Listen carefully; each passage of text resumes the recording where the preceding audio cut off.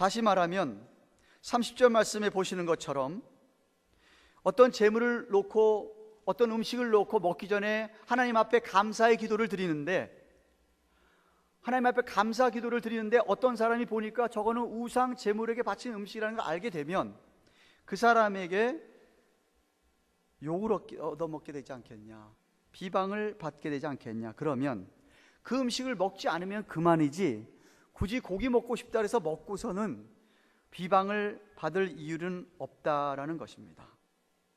나는 괜찮다 그래서 다른 사람을 시험에 빠뜨린다면 그것은 남을 세우기는커녕 망치는 것이라고 이야기합니다. 그래서 가능하면 다른 사람에게 덕이 되고 유익이 되게 해야지, 나의 행동 때문에 비방을 받게 되고 하나님을 욕되게 해서는 안 된다라는 겁니다. 이해가 되십니까? 예를 들면 이런 겁니다. 교회를 다니는 분입니다. 근데 자기 자녀들이 보는 앞에서 술을 마십니다. 근데 그 자녀는 교회에서 배웠습니다. 예수 믿는 사람 술, 담배 같은 거 안 하는 걸로 배웠습니다. 근데 아버지는 술을 사오라고 하고 술을 먹습니다. 그러면 그것을 보는 자녀의 마음이 어떻겠습니까? 거기다 한 걸음 더 나아가서 그 아버지가 그 애에게 얘기합니다. 야, 너 목사님한테 말하면 안 돼. 그러면 그 자녀의 양심에 혼동이 올 것이고 어려웁니다. 그 문제만 그렇겠습니까? 그래서 여러분이 하는 모든 일이 정말로 덕이 되어야 되고 다른 사람에게 유익이 되어야 합니다. 그래야 하나님께서 영광을 받으십니다. 그러면서 바울은 하나님께서 허락하신 그 자유의 궁극적인 목적이 뭐냐 하면 31절, 그러니 너희가 먹든지 마시든지 무엇을 하든지 다 하나님의 영광을 위하여 하라라는 유명한 말씀을 하신 것입니다. 여기 영광이라는 원어 덕크사의 뜻은 피조물로부터 찬양을 받을 만한 가치가 있는 탁월한 것을 말합니다. 존귀한 영예, 하나님이 스스로 갖고 계시는 그 부요와 위엄과 영화로운 광채, 이런 것을 가리킵니다. 그러니까 여러분, 하나님의 영광할 때는 두 가지를 생각할 수 있어야 됩니다. 하나는 그 하나님이 속성상 성품상 갖고 계신 이 영광, 하나님 스스로 비추지는 그 놀라운 영광, 하나님의 그 놀라운 영예. 그러므로 하나님은요, 저와 여러분이 영광을 돌리지 않는다 그래서 하나님이 영광이 없으신 분이 아니라는 말. 세상에 어느 누구 아무도 하나님 앞에 영광을 돌리지 않는다 그래서 하나님이 영화로운 분이 아니라는 것이 아니라는 거예요.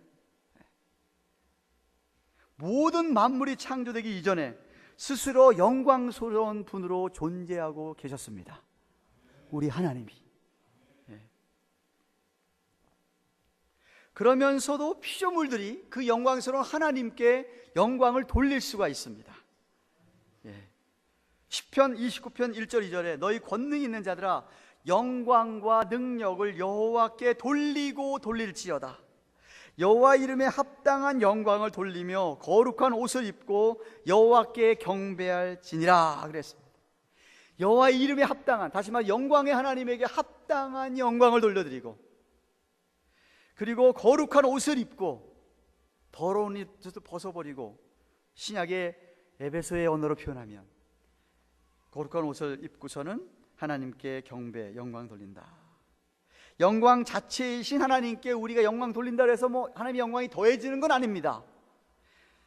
다만 이 시편 기자는 하나님의 그런 영광을 인식하고 이미 영광스러운 하나님께 마땅히 받으셔야 될 그 영광을 우리가 돌려야 한다는 거예요. 그러면서 바울은 끝으로 32절 33절에 유대인에게나 헬라에게나 하나님의 교회에나, 이거는 온 세상 사람들에게 다 포함하는 이야기입니다. 거치는 자가 되지 말고 나와 같이 모든 일에 모든 사람을 기쁘게 하여 나의 유익을 구치 아니하고 많은 사람의 유익을 구하여 저희로 구원을 얻게 하라 그랬습니다. 다시 말하면 무슨 일이든지 하나님께 영광이 되는지 안 되는지 좀 생각하게 할 텐데, 그런 생각 없이 경고망동하게 행동하여서 누구에게나, 특히 주님의 교회에 거침돌이 되지 말라고 합니다. 오로지 나 자신보다는 다른 사람의 유익을 위하여 말하고 행동함으로 디딤돌이 되어서 오히려 구원에 자라도록, 구원에 이르도록 인도하는 자가 되라고 하십니다. 즉 하나님의 백성들이 모든 일에 무엇을 하든지 하나님께 신실하게 행동하고 순종한다면 우리 하나님께서 영광을 받으실 것입니다. 만약 여러분들이 정말 나뿐만 아니라 다른 사람을 위해서, 나의 가장 가까운 사람들 위해서 죄를 미워하고 물리친다면 하나님께서 큰 영광을 받으실 것입니다. 사랑을 교양하는 교회 여러분, 이 시대에는 정말 하나님이 기뻐하시는 교회, 정말 하나님이 기뻐하시는 목사, 장로, 권사, 집사, 성도를 찾아보기 힘들다고 혹자는 말합니다.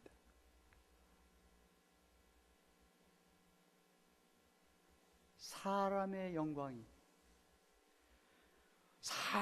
영광이 아니라 하나님의 영광을 위하여 일하는 교회, 사람에게 칭찬 듣고 사람에게 영광을 받기 원하는 그러한 목사나 장로나 권사나 집사가 아니라, 그런 평신도가 아니라 정말 하나님의 영광을 위해서 살아가는 그러한 목사나 장로나 권사나 집사, 평신도들을, 그런 분들을 찾아보기가 어렵다고 합니다.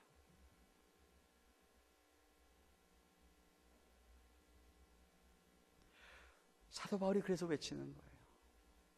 그러즉 너희가 먹든지 마시든지 무엇을 하든지 하나님의 영광을 위하여 하라.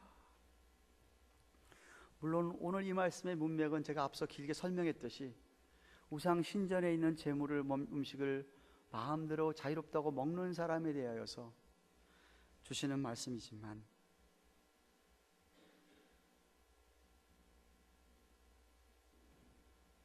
사실 여기 먹고 마시는 거는 어쩌면은 일상생활의 가장 베이직한 겁니다. 그죠? 가장 기본적인 거지 않습니까? 그리고 먹고 마시는 거는 사실 가장 기본적인 거예요. 그런데 먹고 마시는 기본적인 것조차도 하나님의 영광을 위하여 하라는 거예요. 근데 저는 한 걸음 더 나아가서 여러분이 이 세상을 사는 목적이,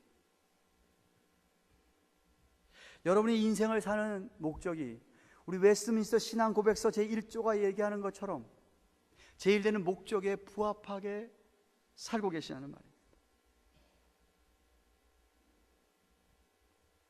이사야서 43장 7절에 하나님께서 우리 인간을 창조하신 이유가 자신의 영광을 위하여서라고 합니다. 내가 내 영광을 위하여 창조한 자를 오게 하라 그랬어.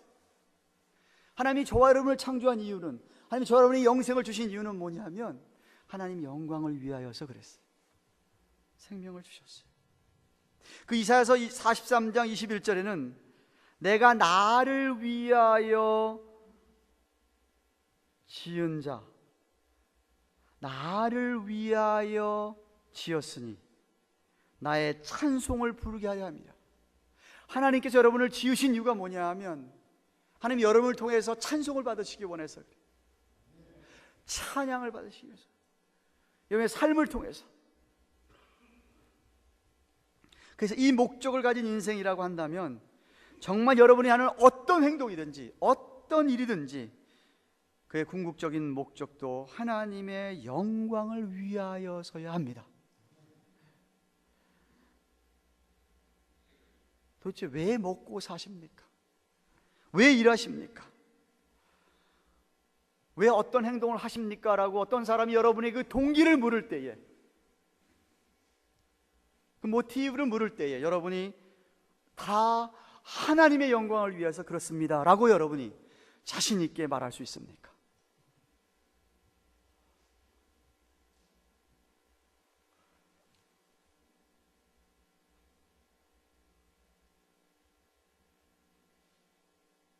여러분이 만약에 사람에게 이 땅에서 영광을 받으신다면 하늘나라에서 받으실 영광이 없습니다. 여러분이 만약에 사람에게 이 땅에서 칭찬을 듣고 사람에게 다 정말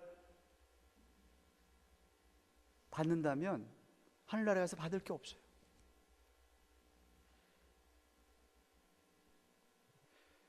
제발 이 땅에서는 영광을 사양하시기를 바랍니다. 이 땅에서는 박수 받기를, 이름 나타내기를 거절하십시오. 이름도 없이 빛도 없이 진정으로 하나님 나라를 위하여 수고하신다면 하나님께서 다 아시고 훗날 빛나는 면류관을 여러분에게 씌워주실 것입니다. 18세기에 탁월했던 작곡가 하이든이라는 사람이 있었습니다. 프란츠 조셉 하이든이라는 사람, 교향곡의 아버지라고 불리는 사람입니다. 유명한 오라토리오 천지창조를 작곡한 분입니다. 그가 자기가 작곡한 그 천지창조가 연주가 되는 어느 콘서트 홀에 이런 일이 있었습니다. 그날 밤에 하이든이 작곡한 천지창조는 참석한 수많은 사람들로부터 실로 감동의 도가니를 만들어내고 말았다고 합니다. 연주가 다 끝나니까 사회자가 이렇게 한 사람을 소개합니다. 바로 이 천지창조를 작곡한 하이든 선생님이 이 자리에 참석하셨습니다. 그때 모든 청중들이 일제히 일어나서 우레와 같은 박수를 그에게 보냈습니다. 끝날 줄을 모르도록. 박수를 듣고 있던 하이든이 벌떡 일어나서 무대 앞으로 걸어나갑니다. 손을 흔들어서 자리를 정돈시키고 박수를 그만하라고 합니다. 그리고 이렇게 얘기합니다. 이 작품은 나에게서 나온 것이 아닙니다. 저 높은 곳에 살아계시는 나의 하나님께로부터 온 것입니다.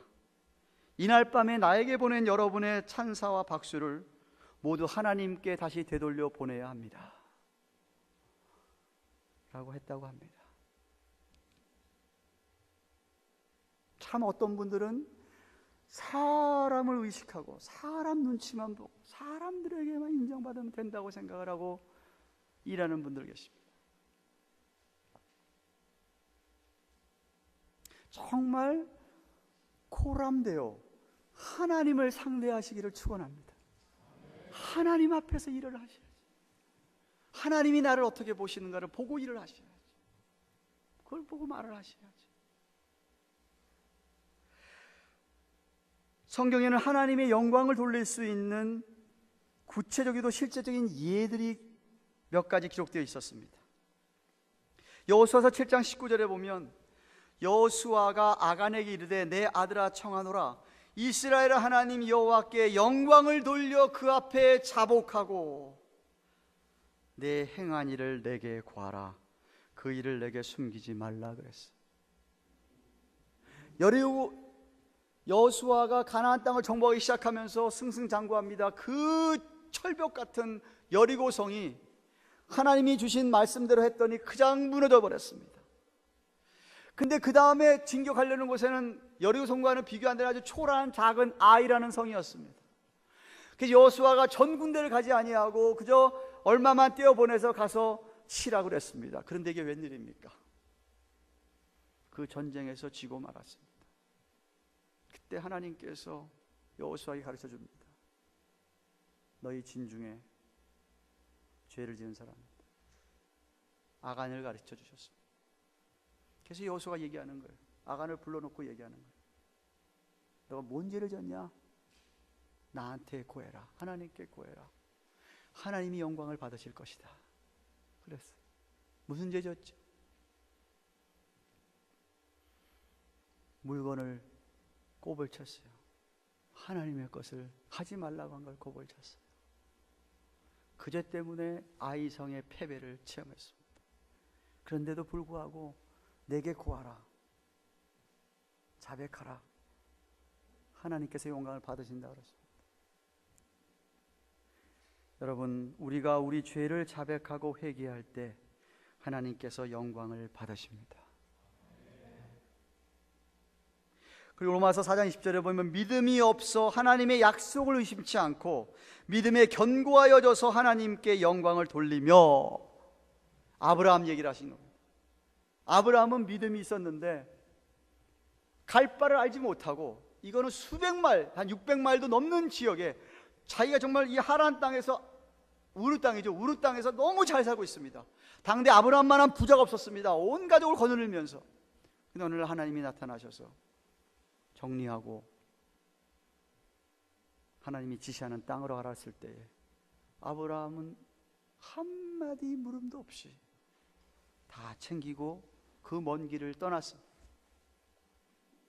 100세에 받은 아들 이삭을 내게 바치라 했을 때에도 아브라함은 조금도 의심하지 아니하고 그저 아들을 또 하나님께 바쳤습니다. 그 문맥하에 얘기하시는 거예요. 믿음이 없어 하나님의 약속을 의심치 않고, 어떤 사람은 하나님의 약속을 의심한다 이거예요.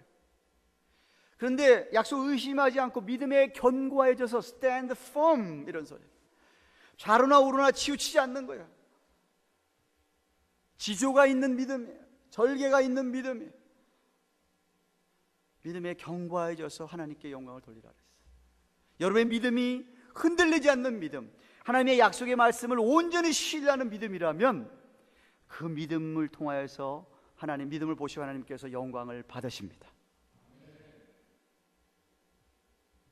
또한 요한복음 15장 8절에서 너희가 과실을 많이 맺으면 내 아버지께 영광을 받으실 것이요 너희가 내 제자가 되리라고 했습니다. 다시 말해, 여러분이 성령의 열매를 맺으면, 여러분이 전도의 열매를 맺으면 하나님께서 영광을 받으십니다. 그러니까 여러분이 하나님께 영광을 돌리는 삶을 살고 싶으시면 무엇을 하든지 여러분이 성령의 열매를 내셔야 되고 전도의 열매를 맺으셔야 됩니다. 시편 50편 23절 상반절에는 감사로 제사를 드리는 자가 나를 영화롭게 하나니 그랬어요. 그러니까 여러분이 하나님 앞에 나올 때마다 하나님 앞에 감사를 드릴 수 있는 분, 하나님을 영화롭게 하는 분입니다. 무슨 일을 만나도 하나님 앞에 감사하시는 분, 하나님께 영광을 돌리는 분입니다. 하나님이 하나님 되심을 알고 있기 때문에 어떤 일을 당하여도 영광을 돌리는 것 아니겠습니까? 그리고 데살로니가서 3장 1절 하반절에 보면 주의 말씀이 너희 가운데서와 같이 다름질하여, 데살로니가 교회는 교인들은요 너무 경건해서 하나님의 말씀을 얼마나 사모했냐, 정말 너무너무 하나님의 말씀을 사모했다. 그러니까 그렇게 너희 가운데서 같이 다름질하여 영광스럽게 되고, 말씀에 충만한 분들, 하나님의 말씀에 젖어 사는 분들, 하나님께서 영광을 받으십니다. 그래서 지난 수요일날 제가 여러분과 나눈 말씀입니다. 베드로전서 4장 11절에 만일 누가 말하려면 하나님의 말씀을 하는 것 같이 하고, 누가 봉사하려면 하나님의 공급하신 힘으로 하는 것처럼 하라. 그러면 하나님께서 영광을 받으신다 그랬습니다. 그러므로 여러분이 정말 하나님께 영광을 돌리기 원하시면, 돌리고 싶으시면 무엇보다 죄를 회개하고 버리셔야 됩니다. 믿음을 견고하게 하셔야 됩니다. 신앙생활에 열매를 맺어야 됩니다. 사랑과 희락과 화평과 오래 참음과 자비와 양선과 충성과 온유와 절제와 같은 주님을 닮는 인격들이 여러분 삶에 있어지면 하나님께서 영광을 받으십니다. 여러분을 통해서 누군가가 하나님을 알게 된다면 여러분의 그런 인격을 보고 감동을 받아서 말을 안 해도 여러분 안에 있는 그분이 도대체 누굽니까? 그 하나님을 나도 믿고 싶습니다 하고 해서 여러분이 인도한다면 그 열매가 하나님 앞에 영광이 됩니다.